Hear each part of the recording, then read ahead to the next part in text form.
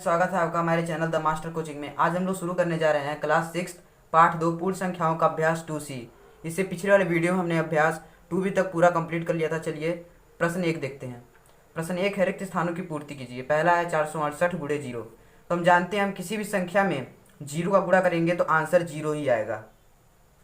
किसी भी संख्या में अगर आप 0 का गुणा करेंगे तो आपका जो उत्तर है वो 0 ही आएगा।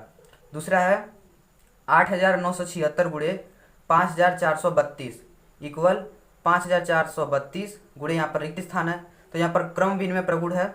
यहाँ देखिए यहाँ लास्ट में 5432 था और यहाँ पहले 5432 आ गया है तो इधर एक ही संख्या मिसिंग है, वो है 8976, तो वही संख्या लिख देंगे। तीसरा है 8973 गुणे 1। आप किसी भी संख्या में 1 का गुणा करेंगे आपका जो आंसर है वो वही संख्या दोबारा से आ जाएगा। तो हम यहाँ लिखेंगे 8973, इसीलिए 1 को गुणा का तत्समक अवयव भी कहते हैं। चलिए प्रश्न 2 देखते हैं। दूसरा क्वेश्चन है कि गुणनफल योग्य प्रगुणों का प्रयोग करके ज्ञात कीजिए। तो इसमें हमको कुछ गुणनफल के प्रगुणों का प्रयोग करके गुणनफल ज्ञात करना है। तो हम देखते हैं कि कैसे ये हल होगा। पहले देखिए 2834 लिखा है तो इसको पहले लिख लेते हैं 2834। फिर लिखेंगे 4 को गुणे 4 गुणे 25 और फिर लिख देंगे क्रम विनिमय प्रगुण। क्रम विनिमय प्रगुण देखिए यहाँ पर हमने क्रम विनिमय किया। इसका क्रम विनिमय मतलब दो परिमेय संख्याओं के क्रम को बदल देने से भी गुणनफल जो है उसमें कोई बदलाव नहीं होगा। पहले यहाँ पर 2834 था, फिर हमने इसको पहले लिख दिया 2834 को और फिर बाद में 4 को लिख दिया। अब देखिए लिखेंगे 2834 गुणे 4 गुणे 25 लिख देंगे और यहाँ पर लिख देंगे ब्रैकेट में साहचर्य प्रगुण। यहाँ पर साहचर्य प्रगुण लगा है। साहचर्य प्रगुण मतलब किन्हीं भी 3 परिमेय संख्या को गुणा करते वक्त हम किसी भी 2 परिमेय संख्याओं के समूह को पहले गुणा कर सकते हैं, योगफल में कोई बदलाव नहीं होगा। लिखेंगे 2834 गुणे 4 को जब 25 से गुणा करेंगे आ जाएगा 100। अब इसका जो योगफल आएगा लिखेंगे 2834। अब यहाँ पर 2 जीरो है 100 में, 2 जीरो लगा देंगे पीछे, ये हो जाएगा आपका आंसर। चलिए देखते हैं प्रश्न 2 का दूसरा क्वेश्चन। प्रश्न 2 का दूसरा है 5 गुणे 658 गुणे 80। तो इसमें भी हम पहले क्रम विनिमय कर लेते हैं। 80 और 5 को एक पास ला लेते हैं। लिखेंगे 658 गुणे 5 गुणे 80। यहाँ पर हमने क्रम विनिमय कर लिया, मतलब क्रम को बदल दिया। यहाँ पर 558, यहाँ पर 658 था तो इसको हमने पहले लिख दिया और यहाँ पहले था तो इसको हमने बीच में लिख दिया। अब देखिए लिखेंगे 658 गुणे 5 गुणे 80। 5 और 80 को 1 में गुणा कर लेंगे और यहाँ लिखेंगे साहचर्य प्रगुण, क्योंकि यहाँ साहचर्य प्रगुण का पालन हो रहा है। साहचर्य प्रगुण और यहाँ पर लिख देंगे क्रम विनिमय प्रगुण। क्रम विनिमय प्रगुण। अब देखिए 5 को जब 80 से गुणा करेंगे तो आ जाएगा 400 और ये लिखेंगे 658 गुणे 400। इसको जब हल करेंगे तो आपका जो आंसर है वो आ जाएगा 2,63,200। चलिए अब प्रश्न 2 का तीसरा देखते हैं। प्रश्न 2 का तीसरा प्रश्न है कि 25 गुणे 4837 गुणे 40। यहाँ पर भी पहले हम क्रम विनिमय कर लेते हैं। 25 और 40 को एक पास ला लेते हैं। लिखेंगे 4837 गुणे 25 गुणे 40। यहाँ पर हमने क्रम विनिमय लगाया तो यहाँ लिख देंगे क्रम विनिमय प्रगुण। क्रम विनिमय प्रगुण देखिए 4837 गुणे 25 और 40 को एक समूह में लिख लेंगे, एक ब्रैकेट में, और यहाँ पर लिख देंगे साहचर्य प्रगुण। साहचर्य प्रगुण। अब 25 को जब 40 से गुणा करेंगे आ जाएगा 1000 और 1000 को जब गुणा करेंगे 4837 में तो आ जाएगा 4837 लिखेंगे और 1000 में 3 जीरो है तो 3 जीरो इसके पीछे लगा देंगे, आ जाएगा आपका आंसर। चलिए अब देखते हैं प्रश्न संख्या 3। प्रश्न 3 है कि वितरण प्रगुण का प्रयोग करके गुणनफल ज्ञात कीजिए। तो क्वेश्चन सॉल्व करने से पहले हम ये समझते हैं कि वितरण प्रगुण क्या होता है। तो छोटे से एग्जांपल समझते हैं। जैसे अगर कहीं दिया हो 5 गुणे 11 तो इसको हम ये लिख सकते हैं कि 5 गुणे 10 प्लस 1, क्योंकि 10 प्लस 1 ही तो 11 होता है। अब यहाँ लिखेंगे 5 गुणे 10 और यहाँ प्लस का साइन है तो प्लस लगा लेंगे और फिर 5 गुणे 1 लिख देंगे। 5 गुणे 1। अब इसको लिखेंगे 5 गुणे 10 आ जाएगा 50 प्लस 5 गुणे 1 आ जाएगा 5 और 5 को जोड़ेंगे तो आ जाएगा 55। तो ये होगा आपका आंसर। इसी को हम वितरण प्रगुण कहते हैं। तो चलिए इसी प्रगुण से हम ये सारे क्वेश्चन सॉल्व करेंगे। 487 गुणे 1008, तो इसको हल करते हैं। लिखेंगे 487 गुणे 1008 को हम लिख सकते हैं 1000 प्लस 8, तो इसे आसान होगा सॉल्व करने में। 487 को गुणा कर लेंगे 1000 से, 487 को गुणा करेंगे 1000 से, तो यहाँ 3 जीरो है तो 3 जीरो लगा देंगे इसके पीछे, यहाँ प्लस का साइन लगाएंगे।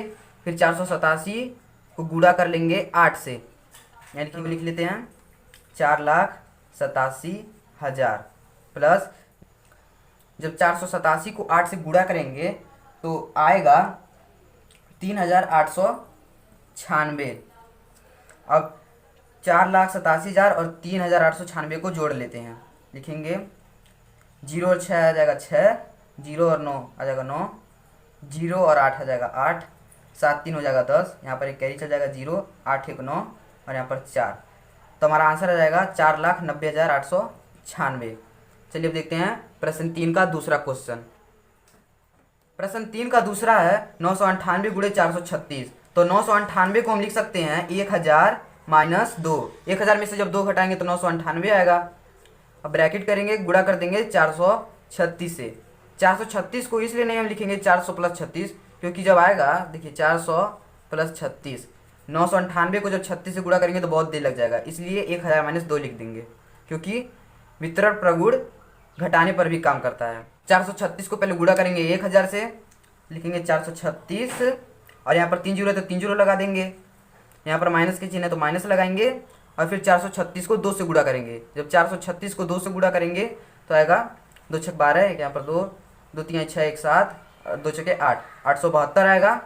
अब 4,36,000 में से 872 घटाएंगे। जब 4,36,000 में से 872 घटाएंगे तो जो आपका आंसर आएगा वो होगा 4,35,128, ये आपका आंसर होगा। चलिए देखते हैं प्रश्न संख्या 3 का तीसरा क्वेश्चन। प्रश्न 3 का तीसरा क्वेश्चन है 6,754 गुणे 94, तो लिखेंगे पहले 6,754 गुणे 100 माइनस 6, जब 100 में से 6 जाएगा तो 94 बचेगा। अब 6,754 को गुणा कर लेंगे 100 से, लिखेंगे 6,754 और यहाँ पर 2 जीरो लगा देंगे क्योंकि 100 से गुणा करना है, यहाँ लिखेंगे माइनस 6,754 को जब 6 से गुणा करेंगे तो आएगा 40,524।